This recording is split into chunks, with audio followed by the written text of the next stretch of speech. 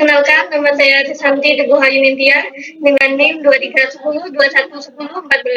Di sini saya akan mempresentasikan tugas mata kuliah ekologi dengan tema yaitu ketidakseimbangan ekosistem dan upaya pemulihannya. Adapun topik yang saya pilih yaitu penurunan hasil panen padi di Indonesia tahun 2018 sampai 2024. Alasan saya memilih topik ini karena penurunan hasil panen padi merupakan masalah penting yang berdampak langsung terhadap ketahanan pangan dan kehidupan masyarakat Indonesia. Selain itu, topik ini menarik untuk dianalisis karena berkaitan erat dengan konsep ekologi seperti perubahan lingkungan, keseimbangan ekosistem, serta pengaruh faktor lingkungan terhadap produktivitas tanaman padi. Nah, selanjutnya yaitu ada ekoenergetika. Ekoenergetika merupakan cabang ilmu ekologi yang mempelajari bagaimana energi diperoleh, dimanfaatkan, dan dialirkan dalam suatu ekosistem.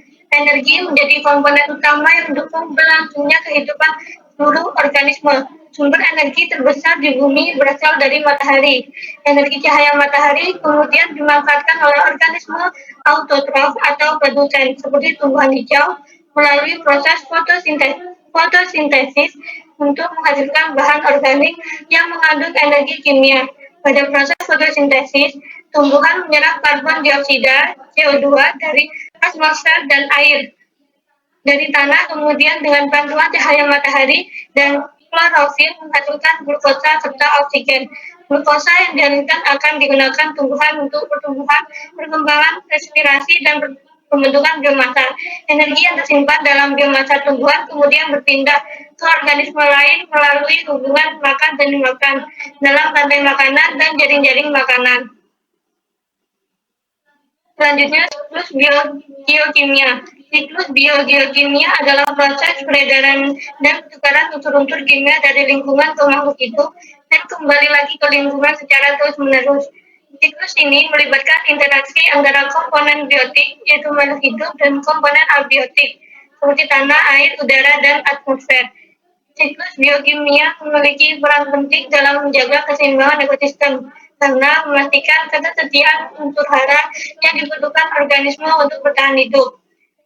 Ini jenis siklus biokimia yaitu yang pertama ada daur air. Daur air atau daur hidrologi merupakan pergerakan air dari bumi menuju atmosfer dan kembali lagi ke bumi yang menjadi secara terus-menerus sehingga membentuk sirkulasi atau siklus.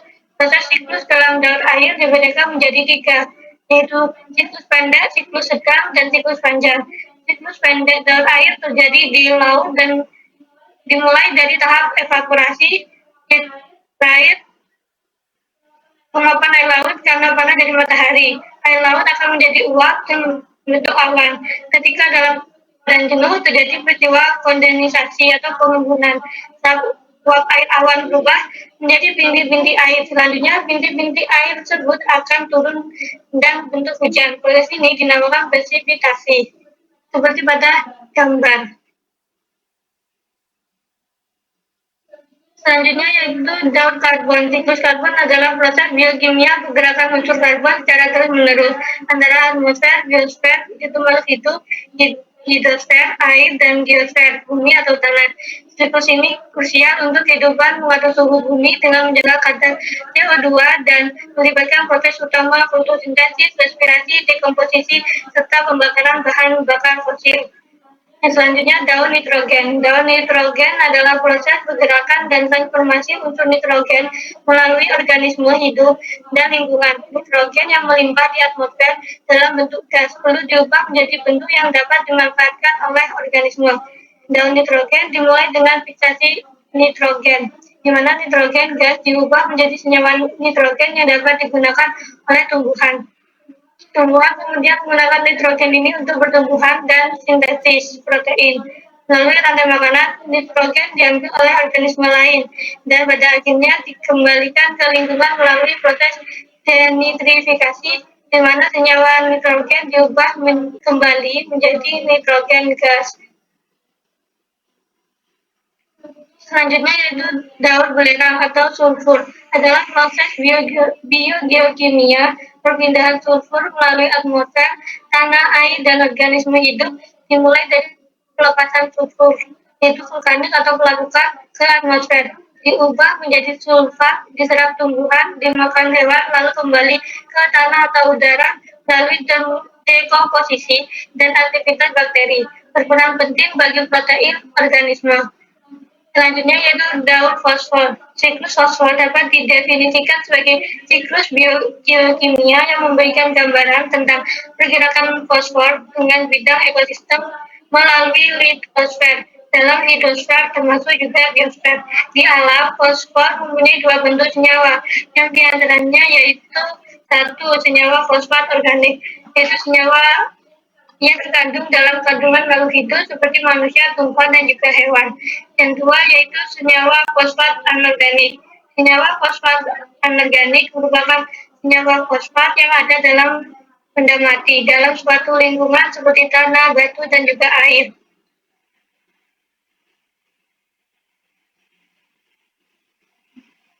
Yang selanjutnya yaitu faktor pembatas dan kisaran toleransi. Faktor pembatas atau limiting factor dapat diartikan sebagai keadaan yang mendekati atau melampaui ambang batas toleransi suatu kondisi. Faktor pembatas suatu organisme mencakup kisaran minimum atau maksimum dari faktor-faktor abiotik suatu ekosistem, misal suhu, cahaya, pH yang terlalu rendah atau minimum atau terlalu tinggi maksimum. Kisaran toleransi adalah batas kemampuan suatu organisme untuk bertahan hidup terhadap suatu faktor lingkungan abiotik seperti suhu, cahaya, pH, salinitas, dan kelembapan. Setiap organisme memiliki batas minimum dan maksimum terhadap faktor tersebut. Jika kondisi lingkungan berada di dalam kisaran ini, organisme masih bisa hidup. Jika di luar batas, organisme bisa mengalami stres, bahkan mati. Konsep ini berkaitan dengan hukum toleransi Salford yang menyatakan bahwa keberadaan organisme ditentukan oleh kisaran toleransinya terhadap faktor lingkungan. Kisaran toleransi terdiri atas tiga, yaitu ada zona optimum, yaitu di mana kondisi paling ideal untuk pertumbuhan. Yang kedua, zona stres fisiologi, yaitu kondisi kurang optimal. Yang ketiga, yaitu zona intoleransi, yaitu di mana kondisi tidak dapat ditoleransi organisme, sehingga organisme tersebut dapat mati. Selanjutnya itu deskripsi dari masalah, itu berdasarkan data Badan Pusat Statistik (BPS), hasil panen padi di Indonesia mengalami penurunan dalam periode 2018 sampai 2024. Penurunan ini menjadi perhatian serius karena padi merupakan komoditas utama yang berperan penting dalam ketahanan pangan nasional. Penurunan hasil panen dipengaruhi oleh berbagai faktor lingkungan dan aktivitas manusia. Salah satu penyebab utama adalah perubahan iklim global yang menyebabkan pola cuaca menjadi tidak stabil. Musim hujan yang lebih panjang dapat menyebabkan banjir dan merendam lahan sawah, sedangkan musim kemarau yang berkepanjangan menyebabkan kekeringan dan kekurangan air irigasi. Selain itu, penggunaan pupuk dan pestisida kimia secara berlebihan menyebabkan kerusakan struktur tanah dan menurunkan kesuburan lahan pertanian. Itu organisme tanah yang berperan dalam proses penguraian bahan organik dan penyediaan unsur yang menjadi berkurang, sehingga produktivitas tanah menurun. Alih fungsi lahan sawah menjadi kawasan industri, perumahan, dan pembangunan infrastruktur juga menyebabkan luas lahan pertanian produktif semakin berkurang. Kondisi ini menyebabkan produksi padi nasional mengalami penurunan. Masalah tersebut diperparah oleh meningkatnya serangan hama dan penyakit akibat perubahan suhu dan kelembapan lingkungan. Jika kondisi ini terus terjadi, maka ketahanan pangan nasional dapat terganggu dan keseimbangan ekosistem pertanian menjadi rusak. Nah, selanjutnya yaitu analisis berdasarkan ekoenergetika. Penurunan hasil padi mempengaruhi aliran energi dalam ekosistem sawah, di mana dalam kondisi normal, Padi sebagai produsen memanfaatkan energi matahari melalui fotosintesis. Kemudian energi tersebut diteruskan kepada konsumen seperti serangga, tikus, burung, hingga manusia melalui rantai makanan. Ketika hasil panen menurun, jumlah produsen juga berkurang, sehingga energi yang tersedia bagi organisme lain ikut menurun. Berkurangnya produksi padi menyebabkan ketersediaan makanan bagi herbivora menurun dan berdampak pada predator di tingkat tropik lebih tinggi. Selain itu, penggunaan pestisida berlebihan dapat membunuh organisme pengurai dan mikroorganisme tanah sehingga keseimbangan aliran energi dalam ekosistem sawah terganggu.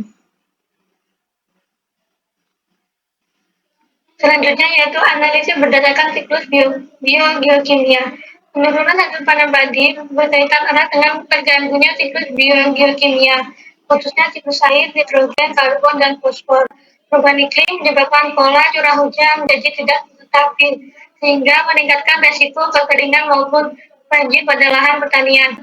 Ketidakstabilan ketersediaan air tersebut berdampak langsung terhadap proses pertumbuhan dan perkembangan tanaman padi. Penggunaan pupuk kimia secara intensif juga mengalami keseimbangan siklus nitrogen dalam tanah. Akumulasi zat kimia dapat mengganggu aktivitas mikroorganisme tanah yang berperan dalam proses dekomposisi dan penyediaan unsur hara. Selain itu, peningkatan emisi gas rumah kaca menyebabkan kenaikan suhu lingkungan yang dapat menghambat proses fotosintesis tanaman. Gangguan pada siklus karbon dan fosfor akhirnya menyebabkan penurunan kesuburan tanah dan menurunnya produktivitas pertanian. Nah, selanjutnya yaitu analisis berdasarkan faktor pembatas dan kisaran toleransi. Tanaman padi yang berada di luar kisaran toleransinya akan mengalami stres fisiologi sehingga produktivitas menurun bahkan gagal panen. Dalam ekosistem pertanian, pertumbuhan dan produktivitas tanaman padi sangat dipengaruhi oleh kondisi lingkungan. Faktor lingkungan yang dapat membatasi pertumbuhan organisme disebut faktor pembatas. Faktor pembatas dapat berupa faktor abiotik seperti suhu, air, cahaya, matahari, unsur hara, pH tanah, dan kelembapan, maupun faktor biotik seperti hama, kurma, dan penyakit tanaman. Suhu menjadi faktor pembatas karena suhu tinggi meningkatkan penguapan dan menurunkan fotosintesis sehingga pertumbuhan padi terganggu dan hasil panen menurun. Air juga sangat penting. Kekurangan air menyebabkan tanaman layu, sedangkan kelebihan air dapat membuat akar membusuk. Unsur hara dan pH tanah mempengaruhi penyerapan nutrisi. Kekurangan hara atau tanah terlalu asam menyebabkan pertumbuhan padi tidak optimal. Selain itu, hama dan penyakit seperti warna dan penggerek batang juga dapat merusak tanaman dan menyebabkan gagal panen. Menurut hukum minimum Liebig, pertumbuhan organisme akan ditentukan oleh faktor yang jumlahnya paling sedikit atau paling terbatas. Artinya, meskipun faktor lain tersedia dalam jumlah cukup, kekurangan satu faktor saja dapat menghambat pertumbuhan tanaman. Selain itu, menurut hukum toleransi tersebut, setiap organisme memiliki batas toleransi tertentu terhadap kondisi lingkungan. Jika kondisi lingkungan berada di luar batas toleransi tersebut, maka organisme akan mengalami stres bahkan tidak mampu bertahan hidup pada tanaman padi. Terdapat 3 zona kisaran toleransi, yaitu zona optimum, di mana kondisi lingkungan paling ideal sehingga pertumbuhan tanaman berlangsung maksimal dan hasil panen tinggi. Selanjutnya zona stres fisiologi, kondisi lingkungan mulai tidak ideal sehingga pertumbuhan tanaman terganggu dan produktivitas menurun. Selanjutnya zona intoleransi, yaitu kondisi lingkungan terlalu ekstrim sehingga tanaman tidak dapat bertahan hidup dan dapat mengalami gagal panen. Tanaman padi memiliki kondisi lingkungan optimum untuk tumbuh, yaitu suhu sekitar 25-30 derajat Celcius, ketersediaan air cukup, cahaya matahari optimal, tanah subur dengan pH sekitar 5,5-7, dan unsur hara tersedia cukup. Adapun solusi untuk permasalahan tersebut yaitu yang pertama penerapan pertanian ramah lingkungan, di mana penerapan pertanian ramah lingkungan dapat dilakukan dengan mengurangi penggunaan pupuk dan pestisida kimia secara berlebihan, lalu menggantinya dengan pupuk organik, kompos, pupuk kandang, dan pestisida hayati. Cara ini dapat menjaga kesuburan tanah, memudahkan mikroorganisme tanah, serta menjaga keseimbangan siklus biokimia. Yang selanjutnya yaitu pengembangan sistem irigasi modern. Pengembangan sistem irigasi modern seperti irigasi hemat air, embung, dan penampungan air hujan dapat membantu mengatasi kekeringan saat musim kemarau. Pengolahan air yang baik membuat ketersediaan air lebih stabil sehingga tanaman padi dapat tumbuh optimal. Dengan demikian, risiko gagal panen dapat berkurang dan hasil produksi padi meningkat. Yang selanjutnya yaitu penggunaan varietas padi tahan iklim ekstrim. Penggunaan bibit padi unggul yang tahan terhadap kekeringan, banjir, dan serangan hama dapat membantu tanaman beradaptasi dengan perubahan iklim. Varietas ini memiliki daya tahan lebih baik sehingga produksi padi menjadi lebih stabil dan risiko gagal panen dapat dikurangi. Yang selanjutnya yaitu sistem mina. Sistem mina padi dilakukan dengan memelihara ikan di area bersamaan bersamaan dengan budidaya padi.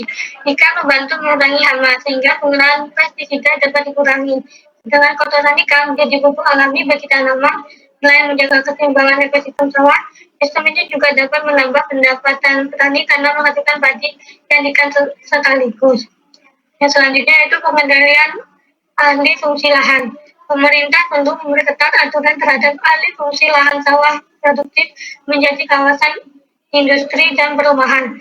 Perlindungan lahan pertanian penting dilakukan agar sawah tetap terjaga sehingga produksi pangan nasional tetap stabil dan ketahanan pangan dapat dipertahankan. Nah, solusi selanjutnya yaitu edukasi dan teknologi pertanian. Petani perlu diberikan edukasi mengenai pertanian berkelanjutan dan penggunaan teknologi modern dalam pengolahan lahan.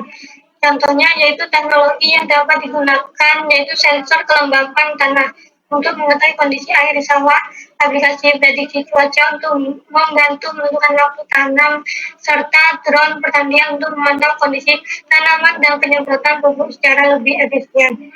Penggunaan teknologi tersebut dapat membantu petani mengurangi risiko gagal panen, meningkatkan efisiensi kerja, dan meningkatkan produktivitas hasil panen secara lebih efektif dan ramah lingkungan.